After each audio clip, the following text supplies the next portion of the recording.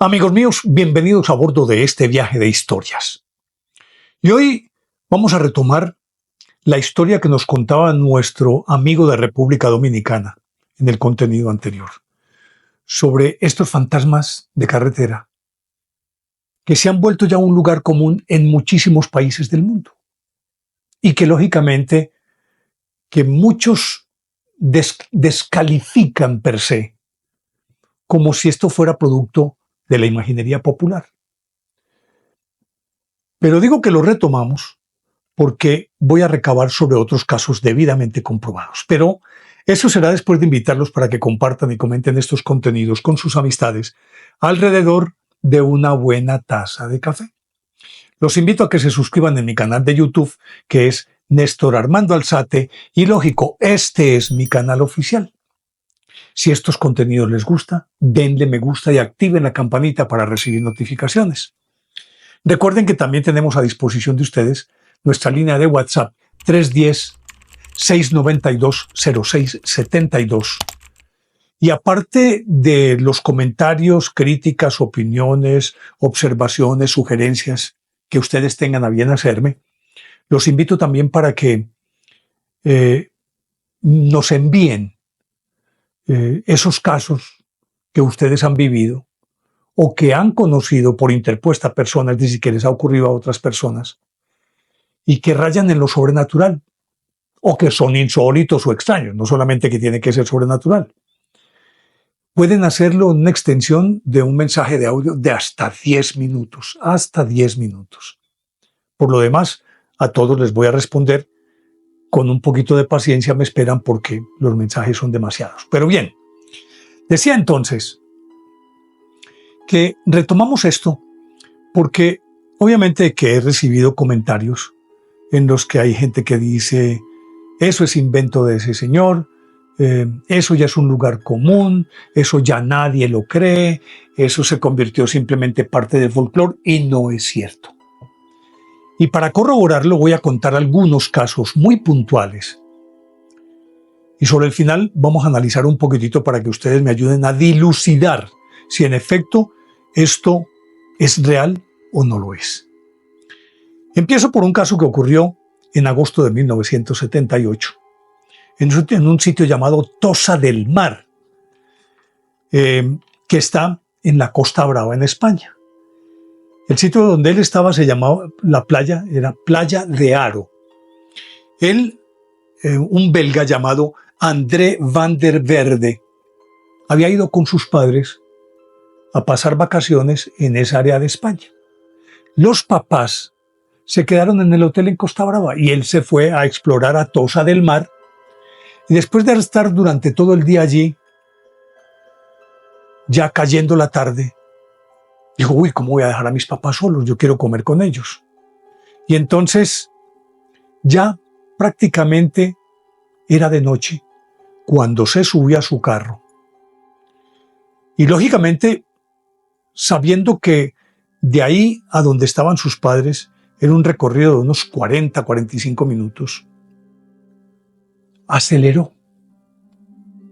Y mientras iba tomando velocidad, de pronto vio al borde de la carretera una figura femenina que le puso la mano. Y él dijo, pero bueno, de irme solo, por lo menos me voy conversando con alguien. Paró. Abrió la puerta, se subió una muchacha, él la miró y le sorprendió el hecho de que ella tenía un vestido que era como de muy antiguo, como si fuera de casi que de principios de siglo. Y él decía, ¿por qué tan extraño esto? Si estamos en 1978. Pero le pareció que era algo que a la hora de la verdad no tenía tanta trascendencia. Y una vez retomaron el camino, empezaron a conversar.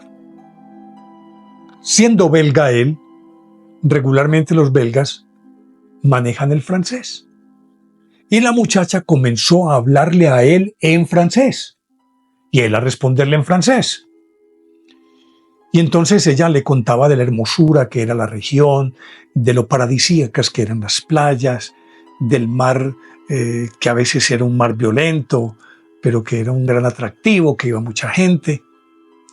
Y él iba acelerando un poquito más, aumentando la velocidad. Y de pronto ella empezó a decirle, por favor, bájale la velocidad. Esta carretera es muy peligrosa. Tiene unas curvas muy cerradas. Y por lo tanto, a veces uno no puede manejar el volante. De hecho, yo tuve un accidente gravísimo hace muchos años, justo en la próxima curva, que es la más peligrosa de esta carretera. Y él, entonces, como que cayó en la cuenta, bajó al acelerador, entró a la curva y al salir de la curva, que era en efecto muy peligrosa, miró para darle las gracias y ya no estaba la muchacha. Y él dijo, ¿qué pasó aquí? Inmediatamente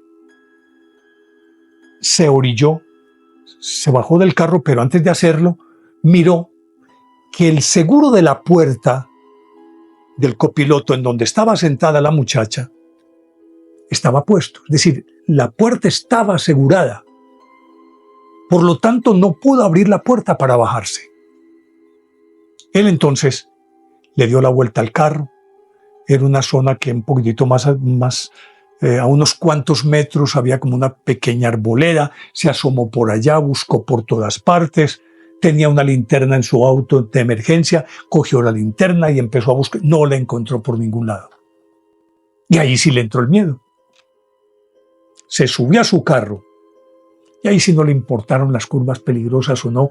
Él se fue a fondo y logró llegar a Costa Brava, en donde estaban sus padres, pero siguió derecho para la comisaría de la policía y llegó allá y lo recibió el oficial de servicio, que era un sargento. Y él, todo asustado, le contó la historia. Y el sargento como que no le paró bolas, como, pues, ¿qué me estás contando? Este conductor, André Van der Velde, supuso que el sargento no quería pararle bolas o que le parecería que lo que le estaba contando era una historia febril de un turista despistado. Pero sin embargo le insistió, hasta que le dijo el sargento, cálmese, cálmese amigo. ¿Sabe por qué le digo esto? No se preocupe. Esa muchacha regularmente se sube en todos los carros, particularmente en la época de verano, cuando aumenta el flujo de turistas. No ha de pasar semana sin que vengan a contarnos aquí la historia de esa muchacha que se subió a un carro advirtiéndole al conductor que la carretera es muy peligrosa y que cuidado con llegar a esa curva. Le digo, vea, de hecho, es la mejor aliada que nosotros tenemos aquí para evitar la accidentalidad. Esa muchacha. Entonces le preguntó, ¿y qué pasó con ella entonces? Justo en esa curva, ella venía con un amigo, se accidentó y se mataron los dos. En esa curva. Imagínense que le cuenten a uno esa historia y de esa manera. Pues esto lo publicaron en los diarios. Él lo hizo publicar inclusive en Bélgica. Y en principio no lo creyeron, pero corroboraron que en efecto esta muchacha había existido, que en efecto eso ocurría en esa región en 1978. Esa es una de las historias que tenía para contarles.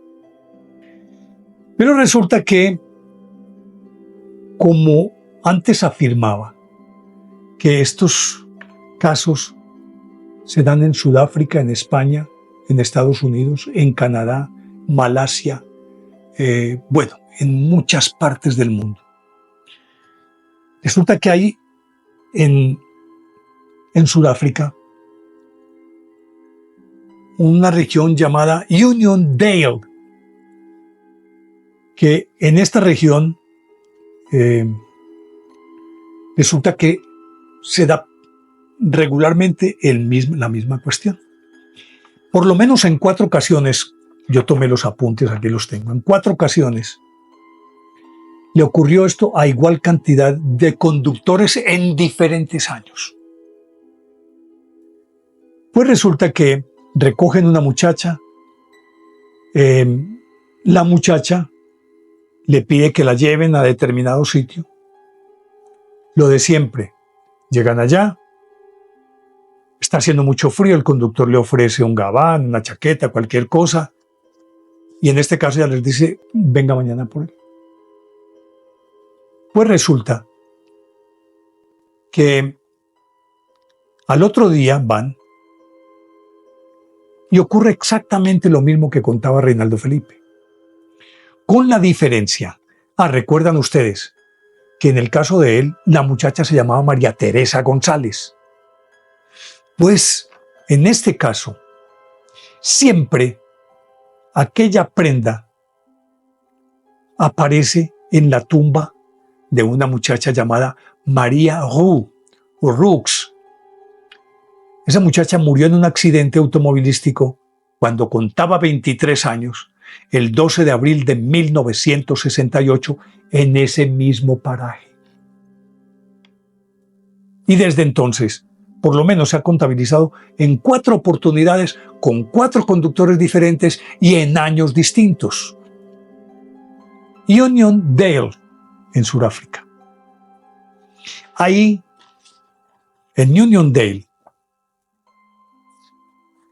no sabemos si es una variante de la misma muchacha o es otra, porque aquí no está involucrada ninguna prenda.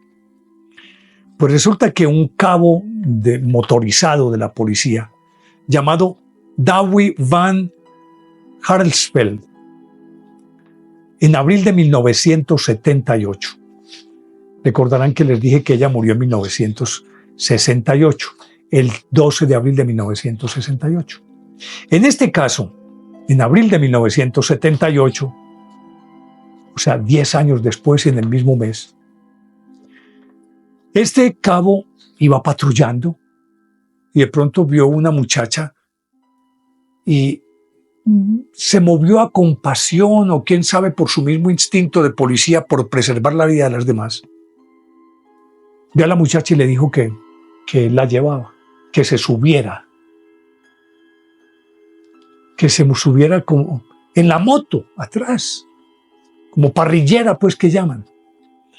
Pues la muchacha se subió, él la transportó durante 16 kilómetros.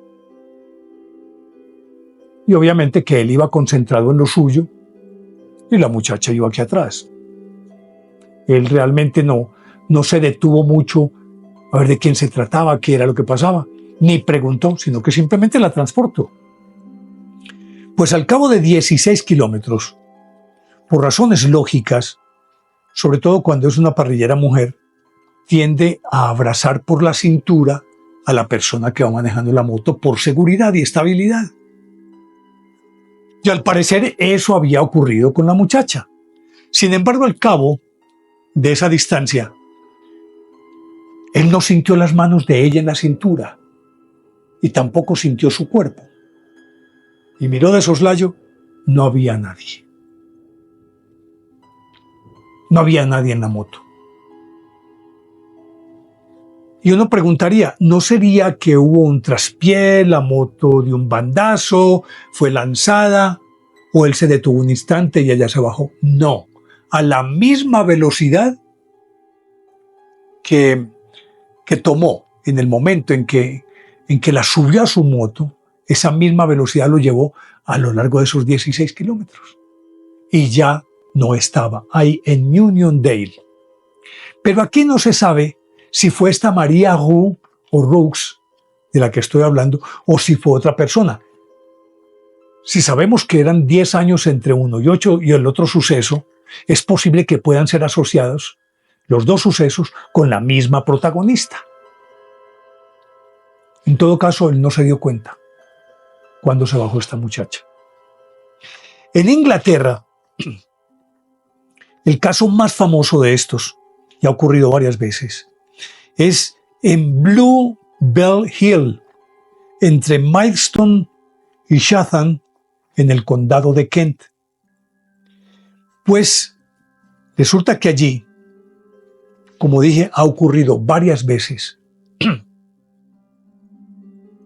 Una muchacha, como dicen, pide un aventón, que llama, o hace pues autostop. Y resulta que regularmente llevan la muchacha hasta Chatham, en el condado de Kent, después de recogerla en Bluebell Hill. Y obviamente que ella va conversando. Pero lo extraño de esto es que regularmente, tras un determinado tiempo hablando, de pronto se enmudece. No vuelve a hablar. El que va conduciendo le parece normal que no diga nada. Pero habitualmente al mirar, ya la muchacha no está ahí. Y el caso de ella está asociado, dicen, que la protagonista fue una muchacha muy joven, de poco más de 20 años, que murió en un accidente en esa carretera en noviembre de 1965. Y lo más triste de todo es que tuvo el accidente la víspera de su matrimonio y murió. No se sabe si esta muchacha, en el recorrido que hace, aluda al hecho de que se iba a casar o que tuvo un accidente. Pero lo cierto es que muchas personas la han recogido exactamente en el mismo trayecto. Pues esto yo creo que son algunos de esos casos de los que quería mencionarles. Y he traído solamente estos, tengo muchos más. Pero es que quiero dejar una partecita de esto y ustedes pueden investigar. Porque al convertirse en un hecho común en tantas culturas, debe tener algún tipo de trasfondo. Por ejemplo, aquí en Colombia, en Bogotá ha ocurrido. En la ciudad de Medellín ocurrió varias veces. Una muchacha que regularmente le pone la mano a un taxista en inmediaciones de un parque cementerio que se llama Campos de Paz. Ahí en las cercanías de Campos de Paz, siempre la muchacha pone la mano y luego ocurre lo que ya hemos conocido. Al llegar, dice que la esperen, que va a entrar por la plata. Resulta que él se queda esperando un rato y dice, bueno, ya sé cuál es la casa, vengo mañana. Y al otro día viene y en efecto su familiar le dice que ella murió hace mucho tiempo. Pero resulta que aquí también, en Medellín, se ha dado otra variante de esos mismos fantasmas de carretera. Aquí hubo a otra persona le ocurrió que en vez de que fuera esa muchacha, se le subió fue una monja a la que debía llevar a determinado convento por la noche. Y la monja desapareció del carro. Ahí no hay nada que ver con ninguna prenda, pero desapareció del carro. Eso ocurrió en Medellín. Pero ha ocurrido en Cúcuta, ha ocurrido en Bucaramanga, aquí en Colombia, en Bogotá. Y se da otra variante, y es que también aquí en Medellín ocurrió, de una muchacha que está en una discoteca, de pronto un galán se acerca a ella, empiezan a bailar, conversan, él al final se ofrece para llevarla a su casa, naturalmente está haciendo frío, le ofrece su chaqueta y ocurre exactamente lo mismo, porque ella le dice, ven mañana por tu chaqueta. Entonces, como para corroborar lo de la monja, no solamente ha sido aquí, ni para corroborar lo de la bailarina, también ha ocurrido en Nueva York. Y ocurrió otro caso en Londres, en el que aparece una muchacha en una discoteca que intima con alguien que está en la discoteca y ocurre esto. Y lo de la monja. Resulta que el 18 de mayo de 1980, si no estoy mal, ocurrió la erupción, una de las erupciones más grandes del monte Santa Elena en el estado de Washington. Y resulta que días antes, estoy buscando por aquí el dato, días antes, sí, eso fue el 18 de mayo de 1980. Y desde varios días antes empezó a aparecer una monja en carreteras de noche que le ponía la mano a alguien que iba solo. Y una vez que se subía, ella entablaba una conversación. Algunos afirman que primero rezaba a un Padre Nuestro, algo así por el estilo, y luego conversaba con el conductor y le hacía una premonición sobre la erupción, la próxima erupción del Santa Elena, Saint Helen, y la desgracia que iba a ocurrir, es decir, los daños que iba a causar. Y algo así como si fuera un oráculo esta monja. Y parece que esa misma monja ha sido vista regularmente antes de que ocurra una erupción o antes de que el volcán Santa Elena se enoje y empiece a arrojar ceniza y cosas por el estilo. Y es una monja regularmente. Pero hay algo bien interesante, y es que como lo he contado, esto ha ocurrido en todo el mundo. Pero habitualmente, no por lo menos, yo no tengo el registro. Y que sepa, probablemente puede darse en otras latitudes y en otras circunstancias. Pero regularmente, este fantasma es una mujer y regularmente joven, a excepción de la monja. Pero siempre son mujeres jóvenes. Y a esto hay que revolverle un poquitito parte también de la tradición, porque se dice que en algunas latitudes del planeta, más que una mujer, vendría a ser algo así como un espíritu. En el caso, por ejemplo, de Hawái, regularmente aparece una mujer a la que se identifica con la diosa Pelé, que es la diosa tutelar del Mauna Loa, del volcán Mauna Loa, uno de los más activos del planeta y de los más violentos. Y resulta que ella aparece, se sube a los carros y le dice a quien va manejando que se aleje de ahí, que se aleje porque el volcán está bravo. Entonces la asocian con la diosa Pelé, diosa protectora del Mauna Loa. Y resulta que en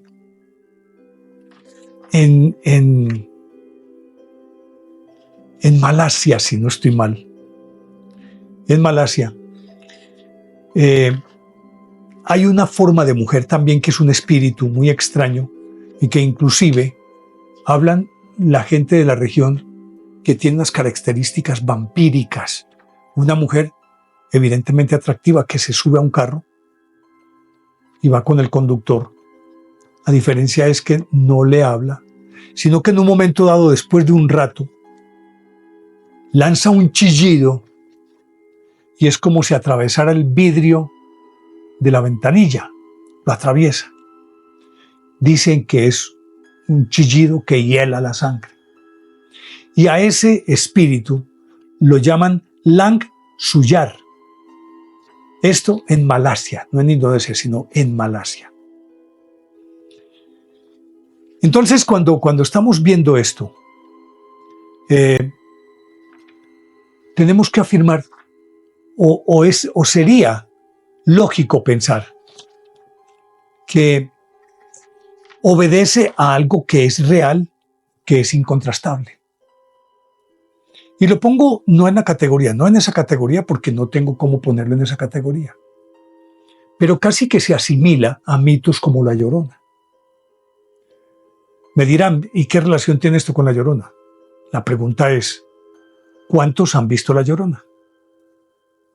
Por lo menos que yo recuerde, no conozco a alguien que haya visto a La Llorona. Pero que está ahí, pero que ha sido visto, sí. Ha sido vista La Llorona, sí. Ha sido escuchada, sí. Pero en nuestro entorno no, sino que se cuentan los casos. El hecho de que yo no la haya visto significa que no existe. Existe, está en todas las culturas. Lo mismo que ocurre con esto, si está en todas las culturas es porque tiene un trasfondo, que regularmente es un trasfondo histórico, parte de un hecho real, como el caso de Union Dale con María Rue, con la muchacha que se iba a casar al otro día, con la muchacha que le advirtió a Van der Verde en la próxima curva es muy peligrosa. Mire que fueron personas que existieron de carne y hueso, que murieron regularmente en ese paraje donde ese fantasma tiene influencia, en donde se aparece.